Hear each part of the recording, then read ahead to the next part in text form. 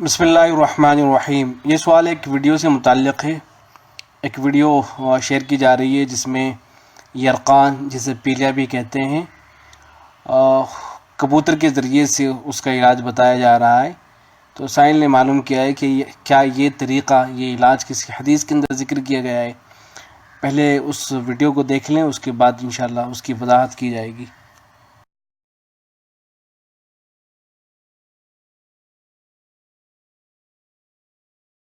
بہترین علاج ہے جنگلی کبوتر۔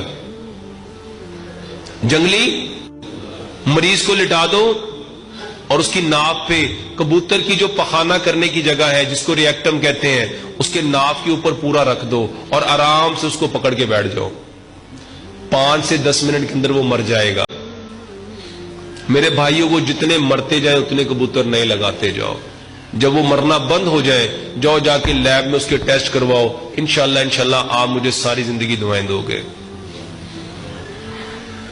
یہ میں نے جب پہلی بار بتایا نا، تو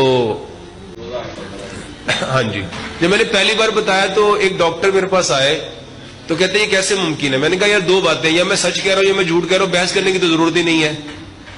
کیا کرتے ہیں ہم؟ میں کہا پیشنٹ بھی لے آؤ، کبوتر بھی لے آؤ۔ الحمدللہ وہ مریض بھی آ گیا، کبوتر بھی آ گئے۔ پہلا کبوتر لگایا، وہ اپنے ساتھ کچھ ڈاکٹرز کو بھی لے کے آیا تھا۔ ان کے ساتھ ایک لیڈی ڈاکٹر تھی، وہ کہنے لگی انہوں نے نا کبوتر کی شہرک کو دبا کے مار دیا ہے۔ تو میں نے کہا بھائی ایسا کرو، اس کو خود پکڑو، خود کرو۔ الحمدللہ اس نے خود اس کو اس کے اوپر پکڑا، تو جب وہ وائرس کو سک کر رہا تھا نا، تو وہ چیخی، کہتی یہ تو سک کر رہا ہے۔ تو میں کہا یہی کرتا ہے، بندہ نہیں مارتا، وہ خود مرتا ہے۔ میرے بھائیوں یہ بات مجھ سے بہت سارے لوگ پوچھتے ہیں آپ کو کیسے پتا چلی؟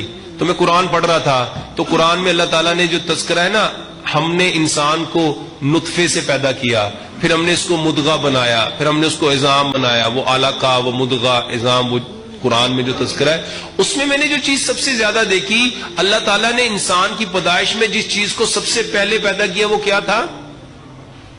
ناف۔ وہ سب سے پہلے کیا پیدا ہوتی ہے انسان کی؟ ناف سے انسان بنتا ہے۔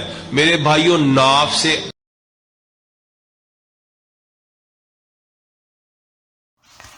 اس ویڈیو میں 2 باتیں قابل تحقیق ہیں۔ ایک بات تو یہ کہ کیا قرآن مجید میں کوئی ایسی آیت موجود ہے جس میں یہ ہو کہ اللہ تبارک و تعالی نے انسان کو ناف سے بنایا ہے؟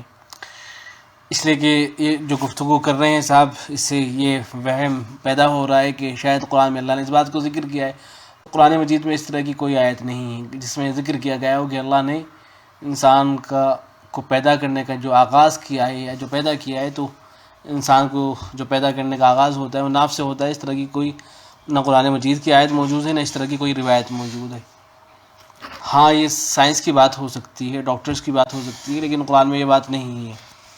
ایک بات یہ۔ دوسری بات یہ کہ کیا کبوتر کی اس طرح سے جان لینا درست ہے؟ کسی انسان کی جان بچانے کے لیے کیا کبوتر کو اس طرح سے مارا جا سکتا ہے؟ تو جواب میں عرض یہ ہے کہ اگر تجربے سے یہ بات ثابت ہو جائے کہ ہاں یہ طریقہ علاج مفید ہے اور کوئی دوسرا علاج کا طریقہ موجود نہ ہو، تو اس صورت میں اس طریقے کو اپنایا جا سکتا ہے، اس میں کوئی حرج کی بات نہیں ہے۔ چنانچہ دارالفتہ بنوری ٹاؤن کا جو فتویٰ ہے اس کے اندر سوال کیا گیا ہے کہ ایک صاحب نے ہیپیٹائٹس کا علاج کبوتر سے کرنے کا طریقہ بتایا ہے۔ اس علاج میں جب تک مرض ختم نہیں ہوتا تب تک کبوتر مرتے رہتے ہیں، کیا اس طرح سے علاج کرنا اسلام میں درست ہے؟ جواب میں لکھا گیا ہے کہ اگر ہیپیٹائٹس یا اس طرح کے موذی اور مہلک امراض کے علاج کے لیے تجربے سے بات ثابت ہو جائے کہ یہ طریقہ کارآمد ہے اور اس سے مرض واقعی ختم ہو جاتا ہے، تو علاج کے لیے طریقہ اختیار کرنے کی گنجائش ہوگی۔ اگر اس کے علاوہ کوئی ایسا طریقہ علاج ہو جس میں کسی جاندار کی جان نہ جاتی ہو اور کوئی شرعی ممانعت بھی نہ ہو، تو وہ طریقہ علاج اختیار کیا جائے، واللہ اعلم۔ تو یہ فتویٰ ہے اس سلسلے میں کہ مجبوری کے اندر اس طرح کا طریقہ علاج اپنایا جا سکتا ہے، جبکہ تجربے سے بات ثابت ہو جائے کہ واقعتاً اس سے فائدہ ہوتا ہے، تو پھر اس کو اپنا سکتے ہیں اگر دوسرا کوئی علاج موجود نہیں ہے۔ السلام علیکم ورحمۃ اللہ۔